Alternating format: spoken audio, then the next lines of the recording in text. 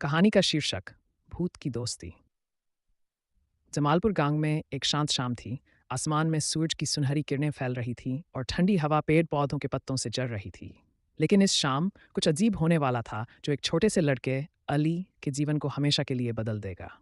जो कुछ भी उसे जंगल में एक साधारण सैर के दौरान दिखने वाला था, वह उसकी नज़र में डर और डरावनी चीज़ों को बदल देगा। वह जंगल का रास्ता इस बार दोस्ती के एक नए सफ़र पर जाएगा, एक दोस्ती एक भूत के साथ। दृश्य 1। रहस्यमय चमक। अली ने कमरे की खिड़की के पास बैठा था और किताब पढ़ते हुए उसकी नज़र बाहर गई। उसने देखा कि एक हल्की सी चमक कुछ दूर पर पेड़ों के बीच चल रही थी। ये रोशनी अजीब थी, जैसे कुछ हवा में तैर रहा हो। अली का दिल तेजी से धड़कने लगा और उसका जिज्ञासा बढ़ने लगी।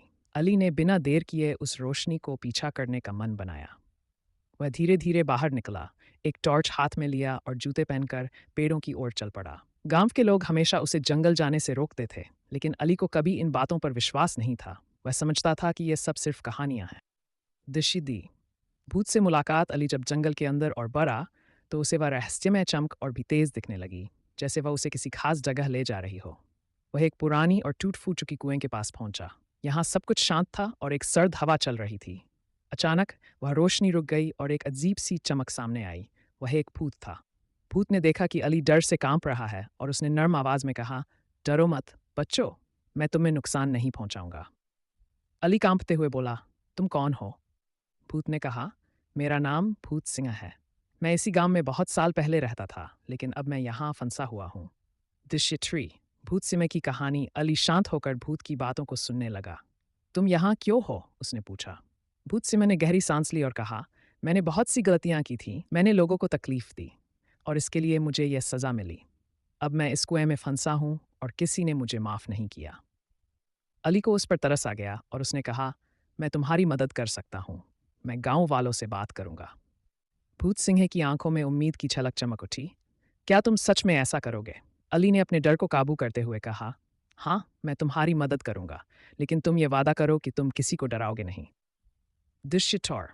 गांव वालों को समझाना। अली अगले दिन गांव के लोगों को इकट्ठा करके भूत सिन्हे के बारे में बताने आया। पहले गांव वाले डर के मारे उसकी बातों पर विश्वास नहीं कर पाए। भूत सिंह, ये तो बकवास है, वे बोले। अली ने समझाते हुए कहा, भूत सिंह हमें नुकसान नहीं पहुंचाना चाहता। वह सिर्फ अपनी गलतियों के लिए माफ़ी मांगना चाहता है। वह अकेला है और बहुत दुखी है। कुछ देर सोचने के बाद गांव वाले मान गए और उन्होंने फैसला किया कि वे भूत सिंह से मिलने के लिए उस कुएं तक जाएंगे। दृश्य पाएं। कुएं के पास मुलाकात। गांव वाले धीरे धीरे कुएं के पास पहुंचे। सबका दिल धड़क रहा था, लेकिन अली आगे बढ़कर बोला, भूत सिंह, क्या तुम यहाँ हो? भूत सिंह सामने आया और उसने धीमी आवाज में कहा, मैं माफ़ी चाहता हूँ। मुझे बहुत अफसोस है कि मैंने तुम्हें तकलीफ दी। मुझे बस माफ़ी चाहिए।